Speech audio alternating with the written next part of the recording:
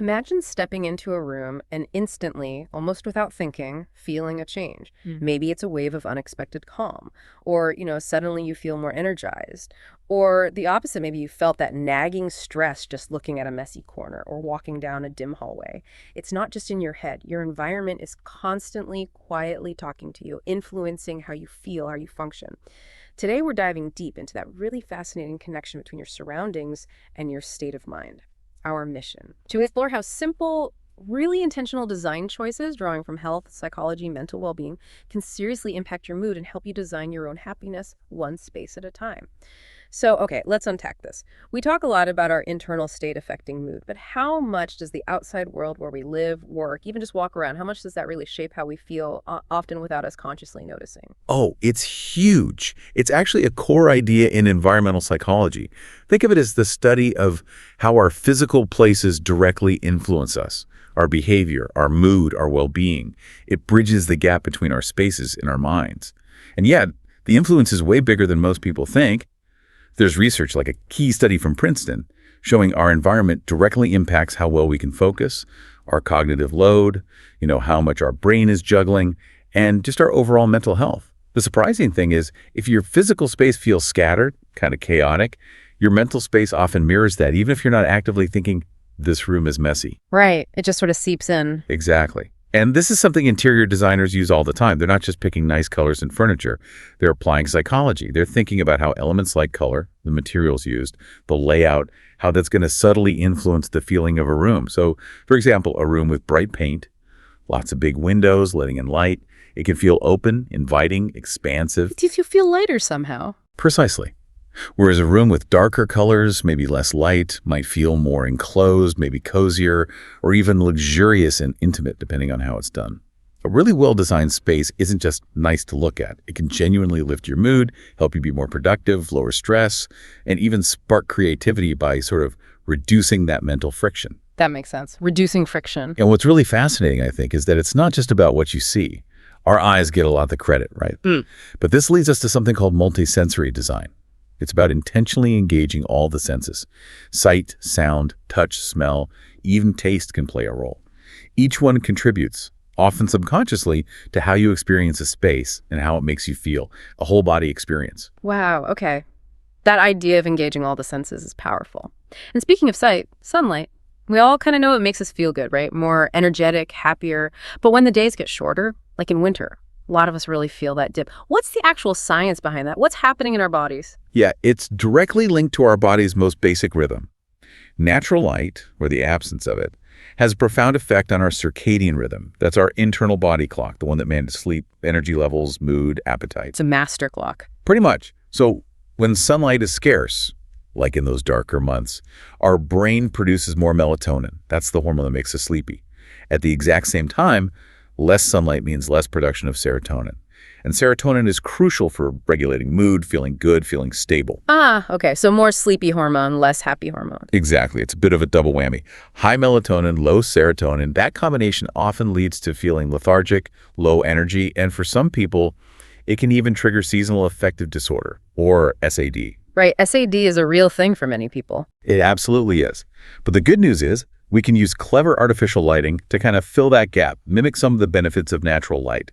Simple changes, really intentional tweaks to the lighting in your home or office can be surprisingly powerful for lifting your mood and energy.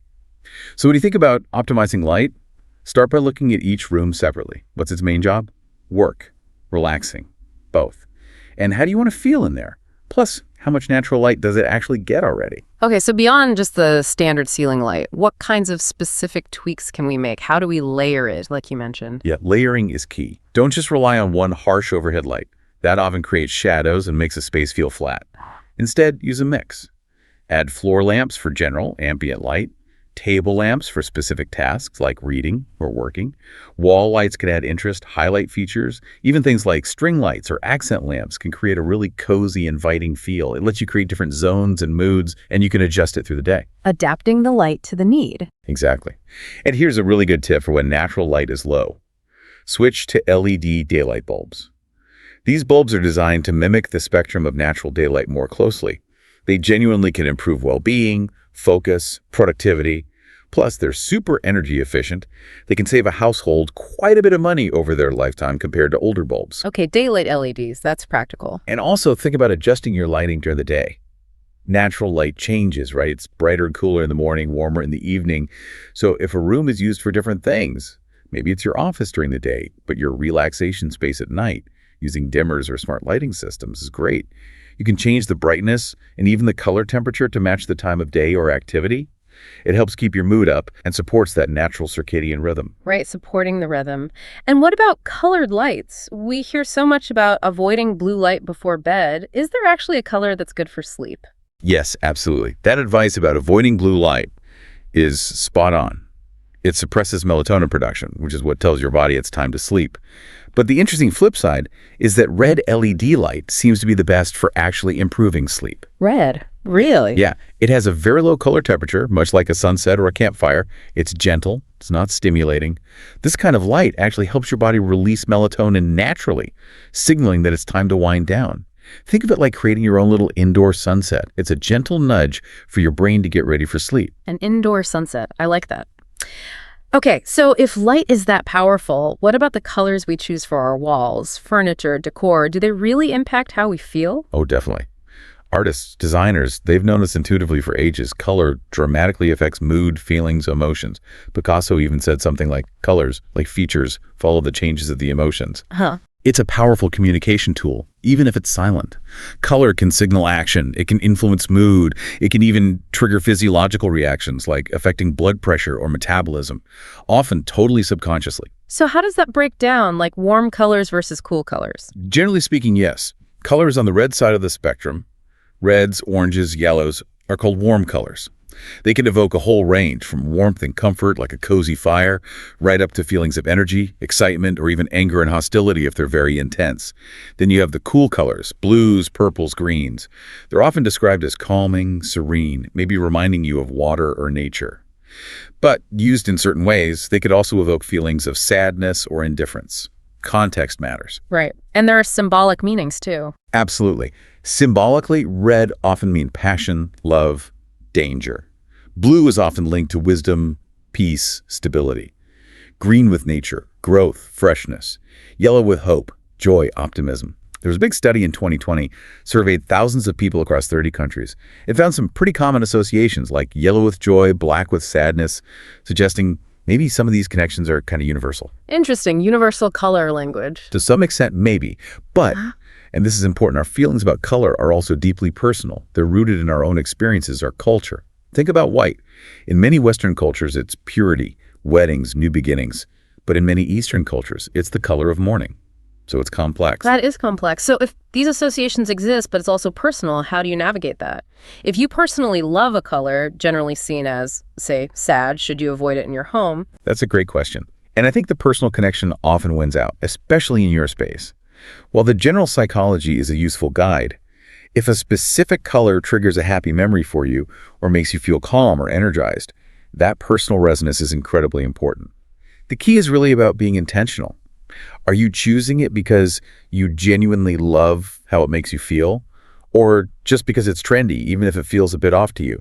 The goal is to create a space that supports your well-being, not just follow a rule book. Okay, intentionality, that makes sense. Right. Now, I've heard of color therapy or chromotherapy. Where does that fit into all this? Is it real? Well, historically, ancient cultures like the Egyptians and Chinese did practice using colors for healing. That's chromotherapy. Modern psychology tends to be, let's say, skeptical about some of the broader claims. They often point out that any mood effects might be temporary. However, there is some interesting research emerging. For example, a 2020 study looked at whether specific color interventions could help ICU nurses dealing with compassion fatigue and stress. The results were suggestive, though more research is needed. So it's not entirely dismissed, but maybe the mechanisms aren't fully understood yet. Okay. And beyond therapy, does color affect us in other ways, like performance? Oh, absolutely. It can influence performance and definitely consumer behavior. Here's a surprising example. A study found that showing students the color red before an exam actually hurt their test scores. No way. Yeah, those who saw a red participant number scored about 20% lower than those who saw green or black. The theory is that red might subtly trigger anxiety or an avoidance mindset in that context. Wow. Okay, note to self, no red before tests. Huh, maybe. And think about buying a car. The color you choose isn't just random preference, it sends a message. Red might project power, confidence. Blue could signal stability, dependability. Black often suggests luxury, mystery. You're making a statement, even subconsciously. It's incredible how much is going on beneath the surface with color. But, thinking about painting walls or buying new furniture, that can feel like a big undertaking. For listeners who might feel a bit overwhelmed, are there smaller, easier ways to start using our surroundings to boost mood? Like, what's the low-hanging fruit here? Absolutely. And that's where creating small, intentional happy nooks or moments comes in. It's one of the simplest ways to get a little happiness boost. Huh. You can create these small, pleasing displays or zones using things you already have. I remember doing this as a kid, arranging little displays on my shelves, special stones, a feather, things like that. Yeah, little curated collections. Exactly. It's something you can do right now without buying anything new. Just shop your own house. For example, grab a nice tray, put some jars on it for flatware, stack some napkins nicely, boom, you've got a little functional buffet caddy for your counter. Or in the bathroom, arrange your nice soap, maybe a small lotion bottle, on a pretty folded napkin or a little dish. Simple. Okay, so just grouping things nicely. Pretty much. The basic idea is start with some kind of base, a piece of fabric, a tray, even a stack of books. Then decide on the feel. Balanced and symmetrical, or maybe more dynamic and asymmetrical. Group things with different heights and sizes, tall next to short, wide next to narrow. It creates visual interest. And always, if possible, add a touch of life. A small plant, a piece of fruit, a flower or two. Vary the colors and textures too. It just makes it richer. These little thoughtful spots, they really can give your brain a quick hit of joy when you glance at them, creating tiny moments of beauty. I love that phrase, tiny moments of beauty. And adding life, that brings up another point. How can we consistently bring nature into our lives, especially if we spend most of our time indoors or live in cities? This idea of biophilic design sounds really important. It really is. Biophilia just means our innate human tendency to connect with nature. It's wired into us. So biophilic design is the practice of intentionally using natural elements, natural patterns, natural processes to bring that connection indoors, into our buildings and spaces.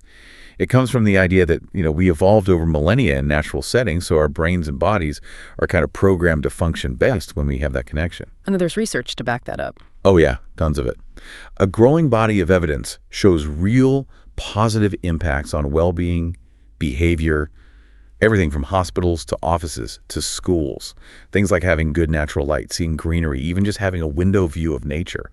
They've been shown to boost productivity, improve collaboration, increase satisfaction, and really importantly, reduce stress and anxiety. It's not just decoration. It's almost like a biological need we're fulfilling. Okay, so beyond just putting a plant on your desk, which is a good start, what specific natural elements can we bring in? How does that multisensory approach apply here? Yeah, we can definitely look at it through all the senses.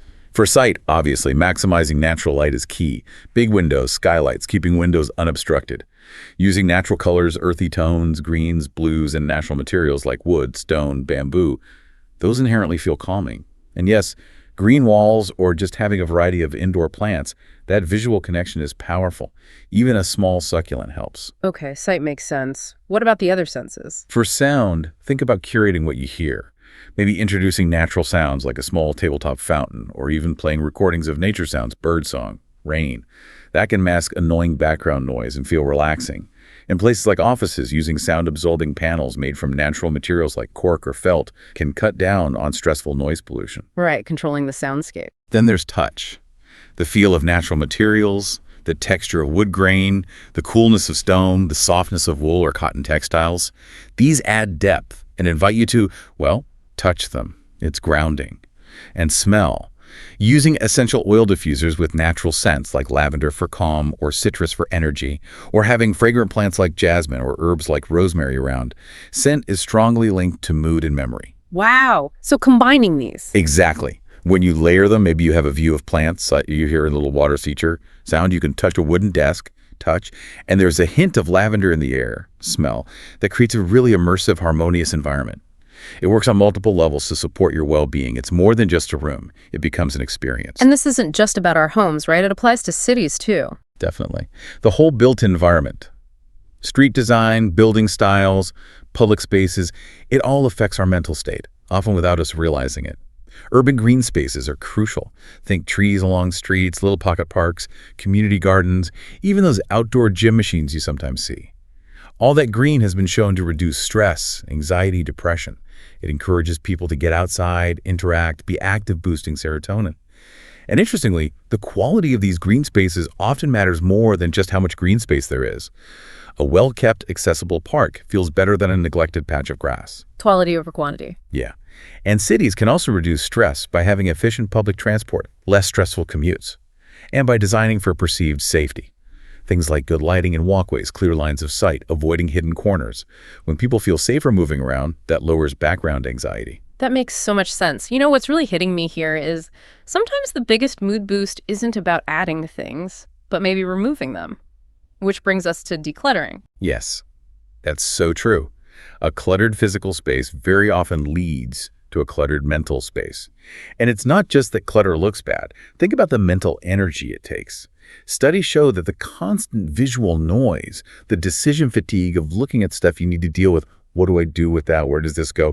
That itself is stressful, even if it's subconscious. The constant to-do list in your visual field. Exactly. So by removing or just getting control over a clutter, you directly reduce that mental load. Yeah. And that leads to feeling happier, less anxious, more confident because you feel more in control. Okay, so what are the main benefits we see when we declutter? Well, there are quite a few.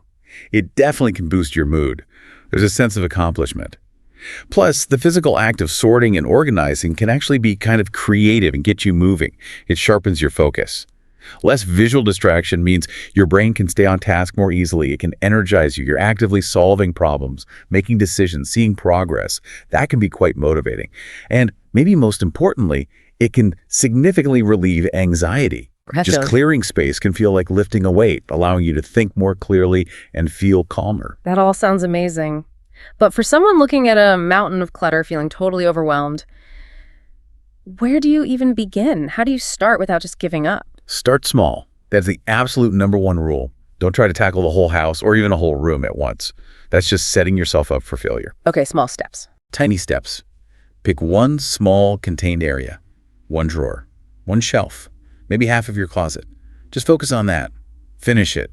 Feel good about it. Celebrate that little win. You could also try incorporating something like a 10-second tidy into your daily routine. Before you leave a room, quickly put one or two things back where they belong.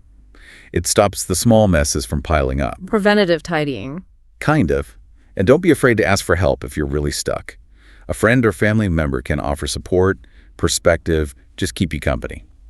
And finally, mindset is key. Go into it aiming for good enough, not perfection. Progress over perfection, always. Just getting started is a huge step. That's really encouraging advice. Progress, not perfection. So wrapping this up, it's clear our environment is this powerful, silent partner in our well-being, isn't it?